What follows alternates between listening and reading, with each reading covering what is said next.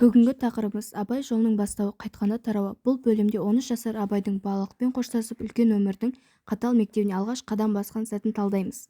Тараудың мәні. Бұл бөлім Абайдың Семейдегі оқуын аяқтап ауылға, яғни әкесі Құнанбайдың қолына қайтып келе жатқан жол сапарын баяндайды. Тараудың негізгі мазмұны Абайдың рухани өсуі. Семейде орысша оқып, білім толысқан Абайдың ауылды бұрынғы ескі өміріне басқа көзқараспен қарауы. Қоғамдағы қайшылық. Абайдың өз ортасында әділетсіздікті, рулық тартыстарды және әкесі Құнанбайдың қатал билігіне алғаш рет тереңірек сезінуі. Жолдағы оқиғалар. Даланың кеңістігі мен табиғат суреттері арқылы Абайдың ішкі толғаныстары мен келешек өміріне деген ой санасының қалыптасуы.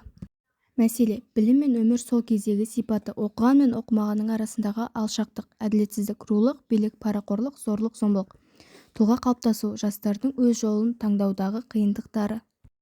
Оқыған мен оқымағанның арасындағы алшақтық, заманауи білім мен дәстүрлі құндылықтар арасындағы тепе-теңдікті сақтау. Рулық, билік, парақорлық, зорлық-зомбылық, сыбайлас жемқорлықпен күрес және заң үстемдігінің маңызы. Жастардың өз жолын таңдаудағы қиындықтары, жоғары білім алған жастардың қоғамға бейімделуі және ағалық дәстүрдің ықпалы. Негізгі идея. Қайтқанда тарауы жай ғана жолсапар емес, бұл Абайдың қаладан далаға қайтып келуі. Бұл бөлімде автор Абайдың болашақ данышпан, халық жоқтаушысы ретіндегі мінездің алғашқы қалыптасу кезеңін көрсетеді. Қорытынды. Қайтқанда тарауында Абайдың қаладағы оқуынан кейін туған ауылына оралуы суреттеледі. Ол жол бойы туған жердің табиғатын көріп, ауыл өмірін ой елегінен өткізеді.